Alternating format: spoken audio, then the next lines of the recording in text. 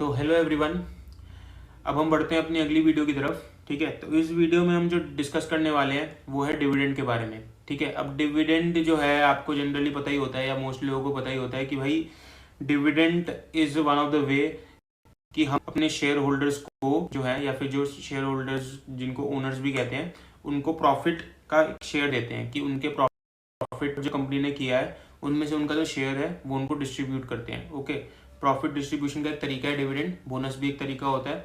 ठीक है, तो डिविडेंड के बारे में जनरली सबको पता होता है। अब डिविडेंड की जो तीन इंडस्ट्री में जो तीन मेजर रेशियोज चलती हैं वो है dividend yield, dividend percentage and dividend pay out ratio.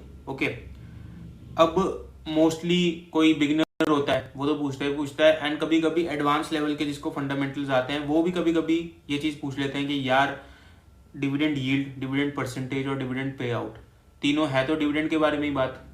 ठीक है, तो इसमें फ़र्क क्या है? ठीक है, कि डिविडेंड यील्ड को कभी वो डिविडेंड परसेंटेज से कंफ्यूज कर लेते हैं या कभी पे आउट को किसी और से कंफ्यूज कर लेते हैं। ठीक है, एंड ये कंफ्यूजन ही one of the major reasons है कि भाई कभी कभी लोग फंस जाते हैं, क्योंकि क्या करते हैं कि मेजरली जो लोग होते हैं वो शेयर्स तभी बाय करते हैं जो एंड उसकी जो रिकॉर्ड डेट होती है ना तभी शेयर जाके लोग बाय करते हैं एंड वो कभी डिविडेंड यील्ड को डिविडेंड परसेंटेज समझ लेते हैं, कुछ और समझ लेते हैं और रॉन्ग डिसीजन लेते हैं, जिसकी वजह से अक्सर वो लोग फंस जाते हैं। बट नेवरदलेस इस वीडियो में हम बात करने वाले हैं कि इन तीनों रेशियोज में क्या डिफरेंस है। ठीक है, एंड जैसा कि आपको पता ही है कि मैं एक्चुअल डाटा लेके उसको एक्सेल पे फॉर्मूला बता के कैलकुलेट करके दिखाऊंगा, तो इसीलिए हम अभी स्क्रीनर पे हैं। ओके, तो अब हम कंपनी आज हम लेंगे संवर्धना मदरसन इंटरनेशनल। ओके, अब देखो सिंपल सी बात है कि भाई मैं आईटीसी लेके या एचडीएफसी वही जो मैंने पिछली वीडियोस में भी कंपनी ली वो लेके आपको आराम से समझा सकता था। ठीक है, कोई फर्क नहीं पड़ता मैं कौन सी कंपनी लेता हूँ, सब में ये रेशियोज तो आएंगी। ठीक है, बट मेरा मोटिव ये भी है कि भाई इस वीडियो के साथ मैं आपको नई से नई कंपनी से इंट्रोड्यूस करा लूँ। ठीक है, ठीक है, अगर आपको इस संवर्धना मदरसन इंटरनेशनल के बारे में पता है तो बहुत बढ़िया, नहीं पता तो कोई नहीं, हम अबाउट में तो पढ़ेंगे ही पढ़ेंगे।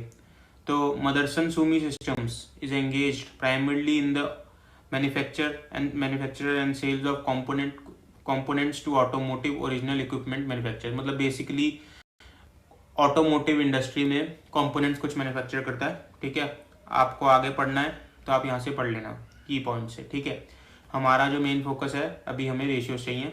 मैंने आपको एडिट रेशियोज का बताया था कि आप रेशियोज कैसे ऐड करेंगे, तो सिंपली हम एडिट रेशियोज पे जाएंगे। हमें यहाँ पे चाहिए डिविडेंड की रेशियोज, हम डिविडेंड लिखेंगे। ओके, अब हमारे पास देखो यहाँ पे आ गई dividend yield, dividend pay out. अब हमें चाहिए डिविडेंड परसेंटेज यहाँ पे नहीं है, कोई बात नहीं, हम उसको अपने आप कैलकुलेट कर लेंगे।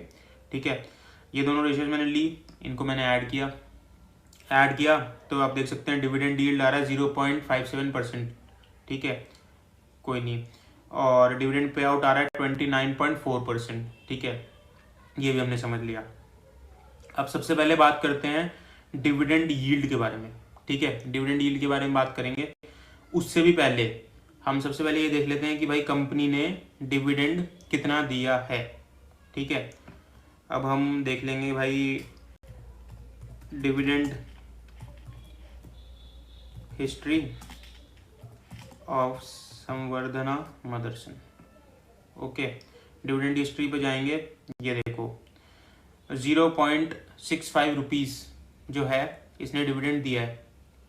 ठीक है, ये हम नोट कर लेंगे कि 0.65 रुपीज़ का डिविडेंड है। हम जाएंगे अब एक्सेल पे जैसा कि आपको पता है मैं हमेशा ग्रिड लाइन्स हटवाता हूँ, पिछली वीडियो में ना हटवाई हूँ, तो देखो वो एक अच्छा करने का तरीका है, फाइनेंशियल मॉडलिंग में भी ये तरीका यूज़ होता है, तो ग्रिड लाइन्स बेटर है आप हटा दो। इसके लिए शॉर्टकट में बता रहा हूँ, Alt+WVG। ठीक है, ग्रिड लाइन्स हटाने के लिए हमारी ग्रिड लाइन्स हट गई। अब हम सिंपली काम करते हैं अपना। सबसे पहले हमें चाहिए डिविडेंड यील्ड, सबसे पहले हम डिविडेंड यील्ड के बारे में बात कर रहे हैं।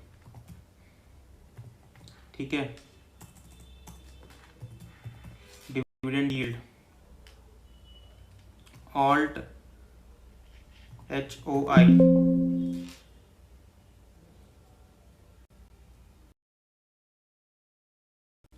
Just a second, Alt+HOI। ठीक है, ऑटोमेटिक विड्थ बढ़ जाती है। ठीक है, अब हम डिविडेंड यील्ड की बात कर रहे हैं।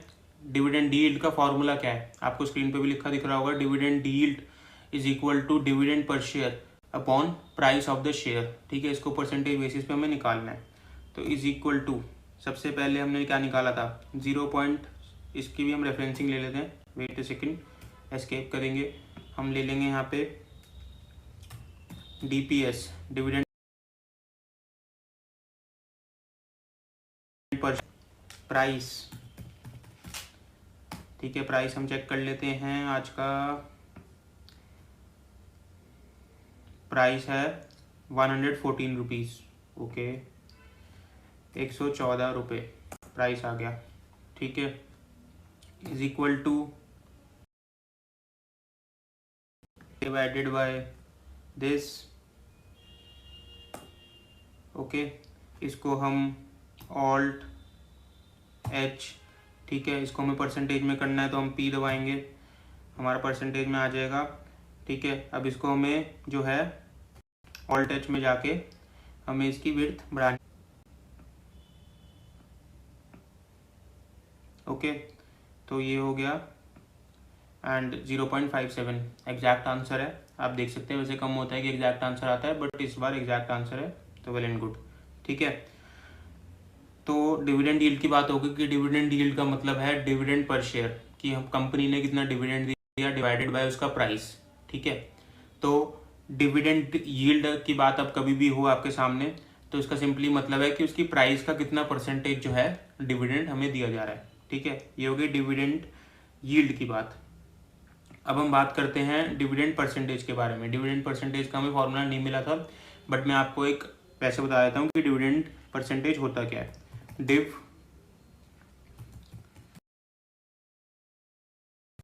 अब डिविडेंड परसेंटेज का मतलब क्या होता है। डिविडेंड परसेंटेज आपको फॉर्मूला स्क्रीन पे भी दिख रहा होगा। Dividend percentage is equal to dividend per share upon face value of the share, okay. Price of the share नहीं, face value of the share. मैंने फर्स्ट वीडियो में आपको फेस वैल्यू बताया था क्या होता है, तो face value of the share, ठीक है। इसलिए कभी भी आप देखेंगे कि डिविडेंड परसेंटेज लिखा होता है 400%, 500%, ठीक है, उसको लोग डिविडेंड यील्ड से कंफ्यूज कर लेते हैं और लगता है कि भाई बहुत ज़्यादा डिविडेंड आ गया। बट अगर किसी कंपनी की फेस वैल्यू 1 रुपये है ना, और 500% उसने डिविडेंड परसेंटेज निकाला है, तो कुछ नहीं है, 5 रुपये का डिविडेंड है, ठीक है। तो आप इतना वो मत हुआ करो कि भाई बहुत ज़्यादा डिविडेंड आ गया, डिविडेंड यील्ड समझ लो कहीं उसको, ठीक है। इसको हम कैलकुलेट कर लेते हैं, ठीक है। हमारी हम फेस वैल्यू देख लेते हैं, यहाँ पे फेस वैल्यू हमारी कितनी है। फेस वैल्यू हमारी है 1 रुपीज़, ठीक है, एग्जैक्ट जो मैं बताना चाह रहा था। अब फेस वैल्यू 1 रुपीज़ है, तो सिंपली 0.65 डिवाइडेड बाय 1 हमारा आ गया। इसको परसेंटेज में कैलकुलेट करेंगे, ऑल्ट H P 65%, 65% की हमारी डिविडेंड परसेंटेज हो गई, ठीक है। तो अगली बार से कभी भी आप देखो कि 400% डिविडेंड, 500% डिविडेंड, तो सिंपली समझ जाना डिविडेंड परसेंटेज है, डिविडेंड यील्ड नहीं है, ठीक है। अब जो हम बात करने वाले हैं, जो आखिरी टॉपिक बचा है, वो है डिविडेंड पे आउट, ओके।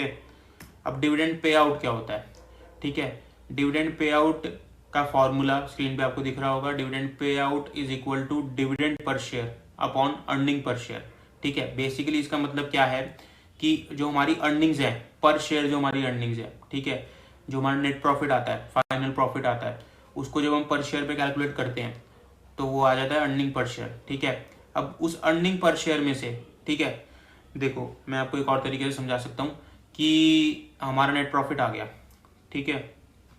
अब क्या है, प्रॉफिट का हम दो ही काम कर सकते हैं, या तो हम प्रॉफिट को रिटेन कर लेंगे, अपने पास वापस रख देंगे, या हम शेयर होल्डर्स में डिस्ट्रीब्यूट कर लेंगे, जिसको डिविडेंड कहा जाता है, ठीक है।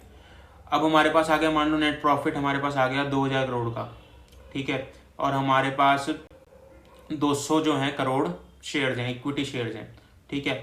तो सिंपली हमारा EPS कितना बना, यानी पर शेयर जो है प्रॉफिट कितना बना, 10 रुपये का, ठीक है। 2000 डिवाइडेड बाय 210, ठीक है, 10 रुपये का हमारे पास अर्निंग पर शेयर बना। अब ये 10 रुपये पर शेयर हम क्या कर सकते हैं, या तो हम 10 रुपये को पूरे को हम रख लें अपने पास कि भाई हमें आगे कोई बेटर अपॉर्चुनिटी मिल रही है, तो शेयर होल्डर्स को वापस देने की जगह, या ओनर्स, इक्विटी ओनर्स को वापस देने की जगह हम उसको अपने पास रख लेते हैं, ठीक है। या दूसरा हम क्या कर सकते हैं, दूसरा हम सिंपली ये कर सकते हैं कि भाई पूरे 10 रुपये को डिविडेंड पे दे दो।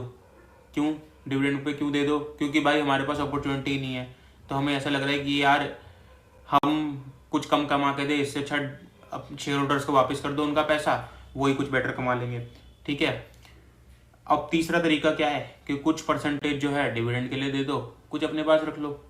सबसे बेस्ट ऑप्शन तो मेरे ख्याल यही होता है कि भाई कुछ परसेंटेज दे दी कि तुम रख लो अपने पास डिविडेंड, क्योंकि शेयर होल्डर्स भी खुश हो जाएंगे, और कुछ अपने पास रख लो कि भाई हम आगे इन्वेस्ट कर देंगे। ठीक है। तब डिविडेंड पे आउट वही रेशियो है कि उस अर्निंग्स में से कितना परसेंटेज तुमने डिविडेंड के थ्रू दे दिया, और बचा हुआ क्या होता है, रिटेन्ड अर्निंग। ठीक है। अब ये जो है स्क्रीनर वैसे भी आपको दिखाता है, मैं आपको नीचे ले जाता हूँ। क्या करेंगे, नीचे गए, नीचे यहाँ पे देख सकते हैं आप, नीचे और नीचे जाते रुक जाओ, क्वार्टरली में नहीं, हम प्रॉफिट एंड लॉस में जाते हैं। ठीक है। ये आ गया TTM, मैंने आपको बताया था ट्रेलिंग 12 मंथ्स, यानी अब तक पिछले 12 महीने से आज तक क्या मामला चल रहा है वो यहाँ पे लिखा है। ठीक है। अब ये देख सकते हैं, देखो एक मैं इंपॉर्टेंट पॉइंट बता रहा हूँ। ठीक है। मार्च 23 जो पिछले फाइनेंशियल ईयर था, वहाँ पे 78,700 करोड़ की सेल्स थी। TTM में ऑलरेडी 94,110 की सेल्स कर चुका है। ठीक है। प्रॉफिट में आप देख सकते हैं कितना जंप आया है। ठीक है। ये कोई इन्वेस्टमेंट एडवाइस नहीं है, बट जो भी मैं पढ़ा रहा हूँ उसमें भी आप ध्यान से देख सकते हैं। ठीक है, कि कंपनी क्या है, क्या कर रही है। ठीक है। चलो अपने टॉपिक से भटकते नहीं हैं, बात करते हैं कि भाई यहाँ की बात करेंगे हम। ठीक है। लगभग यहीं का अंदाज़ा लगेगा, क्योंकि TTM का अंदाज़ा जनरली लग नहीं सकता। ठीक है। क्या बात करने वाले हम, यार बैटरी लो गई, कोई नहीं, चलो क्या बात करने वाले हम कि भाई नेट प्रॉफिट जो है वो है 1670, सब लिखेंगे, मैं पूरा कैलकुलेट करूंगा, मैं यहाँ से EPS नहीं उठा रहा। ठीक है। प्रॉफिट कितना है, प्रॉफिट है 1670, एक बार फिर चेक कर लूँ, पहले भी गलती हुई थी एक बार। तो 1670 प्रॉफिट आ गया। नंबर ऑफ शेयर्स मैंने आपको पिछली बार देखना सिखाए थे, तो यहीं पे अपना रेशियो होगा, नंबर ऑफ शेयर 678। ओके। तो नंबर ऑफ शेयर्स जो हैं 678 हैं, अपना हो गया EQ। ठीक है। 678, तो EPS हम निकाल लेते हैं ना, EPS हमने निकाल लिया, is equal to this divided by this, answer हमारा आ गया। ठीक है। EPS आ गया हमारा।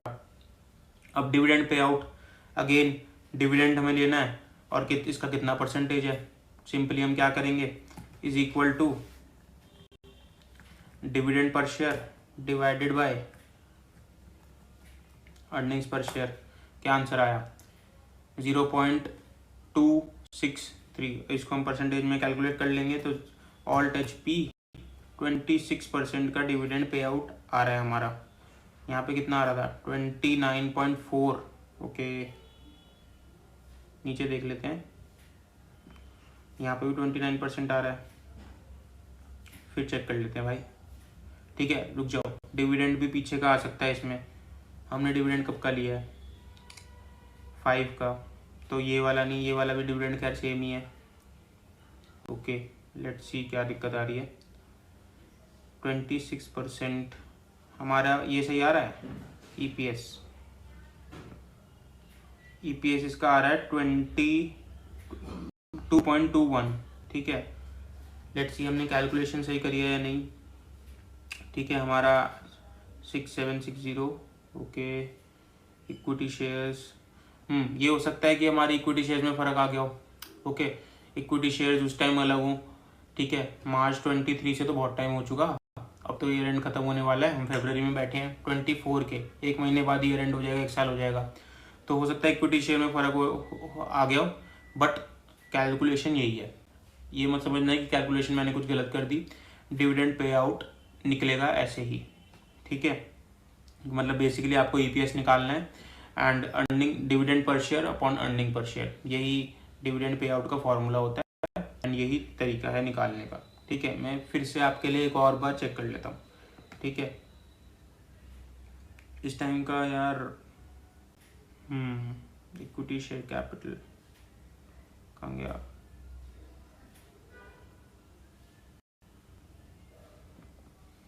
इक्विटी शेयर कैपिटल भी सेम है,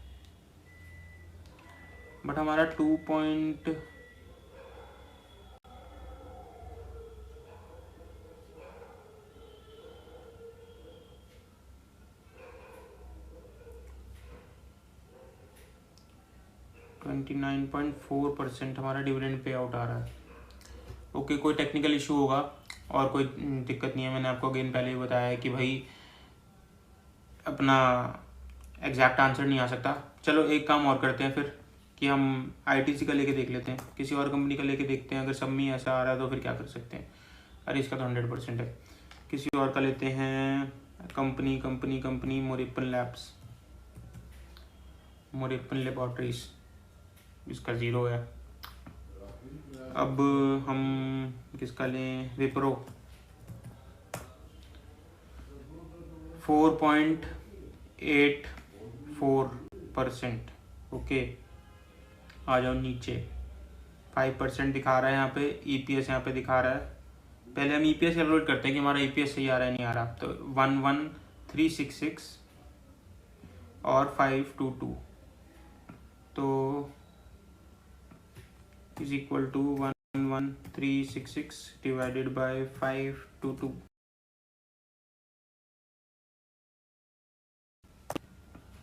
नीचे क्या लिखा है, 20.68 और हमारा आ रहा है, ठीक है, नंबर ऑफ इक्विटी शेयर्स भी सही है। ईपीएस देखो ये रहा फर्क। मदरसन में भी आते हैं, ये रहा फर्क। 21 हमारा सही आ रहा है, तो मदरसन में आते हैं